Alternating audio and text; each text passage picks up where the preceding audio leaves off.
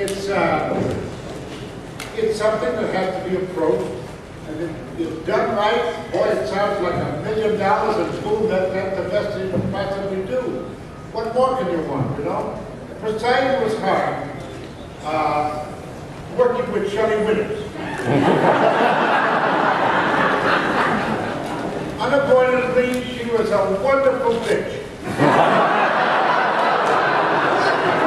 But I said it. And I tell you, we had a ball, and she was playing with that wonderful guy who played her husband. And they were playing gin. Every time they finish up the scene or do something, they sat down and played gin with last favorite time. And she owed him about $725,000 at the end of the picture, which she never paid. But we enjoyed it, and it was fun.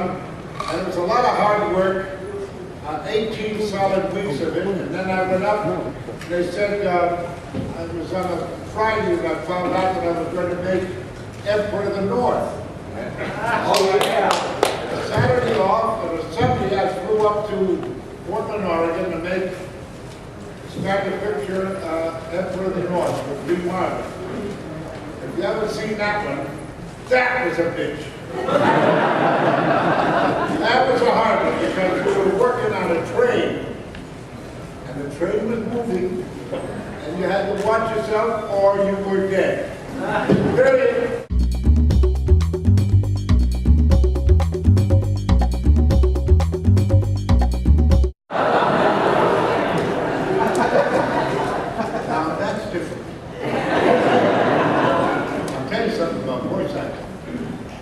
People say, well, I'm going to use my voice. Hey, it's easy.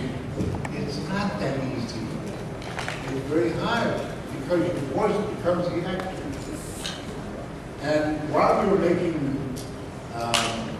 what is it I made? Oh, Spongebob.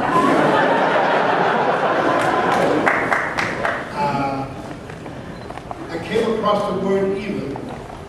And it came out, evil! And they said, Jesus, can you hold it? I said, sure. Do it again. Evil! They said, that's it, you got the part. See, your voice does it for you. Your voice does it. It's not that hard. It's not that hard once you get onto it. But once you start, what am I trying to say? It's hard. Okay?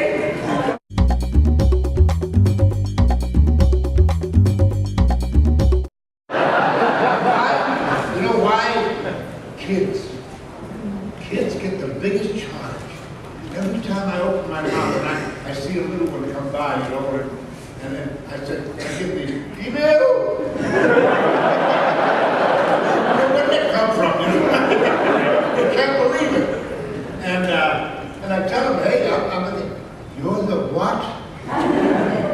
You're no, it's a voice that does that. It's a man that does that. You're not the, well, they don't believe it half the time, but you know, you gotta go with it. You know, you live by your wits alone. And if you didn't have the good wits to go along with it, you didn't last long. And that's the way he played it. And believe me, Sam knew his West like no other person in the world. He was that kind of a director and a wonderful guy to boot. Go back and watch his professionals go to work. And every now and then he'd say, well, try this or do that. And we'd do it, go back in, and that's it. Okay, that's fine.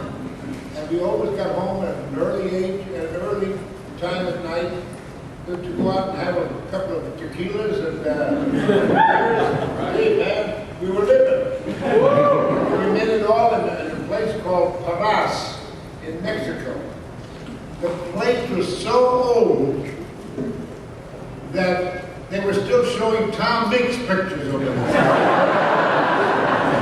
Remember Tom Mix? I know the name, but I Thanks very much. Thank you, sir. Okay, you're known primarily as a superb character actor, but occasionally character actors do get to play the lead, and your most acclaimed lead role was as Marty.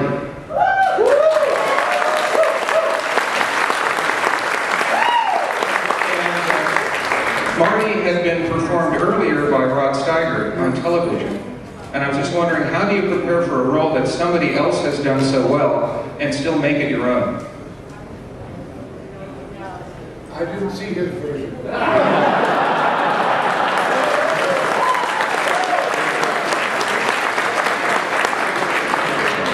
wanted to show it to me, and I said, "What for?" And they said, "Well, you know, to get an idea." I said, "I have my own ideas." And it came across that way, I think. The hardest part we had, believe it or not, we were standing at 2 o'clock in the morning, up on one of the great big highways up there in the Bronx. And the producer, director, and the writer were all disagreeing as to how to play that certain role. And the role was, I had just left a girl, remember? And I'm walking along and I'm full of every, you know, the old P and V, you know what I mean? and I didn't know what to do, you know? And they're all arguing now, what do we do here? What do we do with, how do we? I said, listen, you mind if I put in my 2 cents? He said, well, what do you want? And I said, well, let me try it on my own.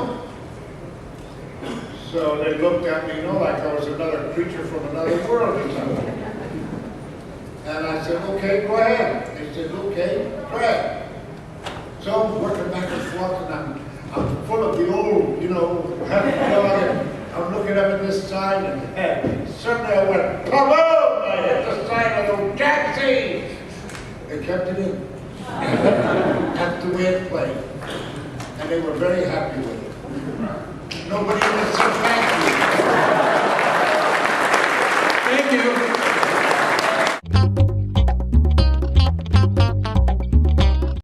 What was it like playing Mr. Denslow in the classic movie Basketball?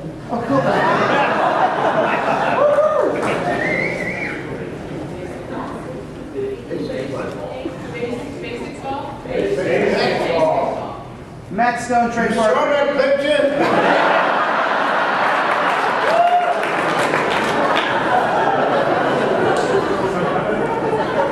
I used to have a bus one time, a bus motorhome. And I was quite away from home, and I was going to stay overnight in this wonderful place. I said, wonderful place. You tie up where the lights were, you know, in front of a big old grocery store. And I saw this pizza place over there, and these kids are all around. It's a 40-foot bus motorhome, you know, and it's pretty good. So I finally stepped up, and they looked at me. Never said a word. And then suddenly they all took off like crazy. I went over and I was sitting in a restaurant. And as I came out, they were all waiting for me. You did basketball! So don't shoot me, please. No, but the greatest picture we've ever seen. The first I was ever in.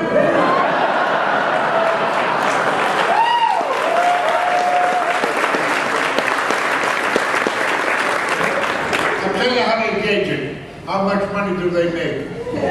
That's the way it goes, kid. Good, bad, or indifferent, how much money do they make? Unfortunately. But no, it was a good picture. A lot of people enjoyed it, you know? I didn't. I could just see that hot dog coming out of my mouth. Ugly, no,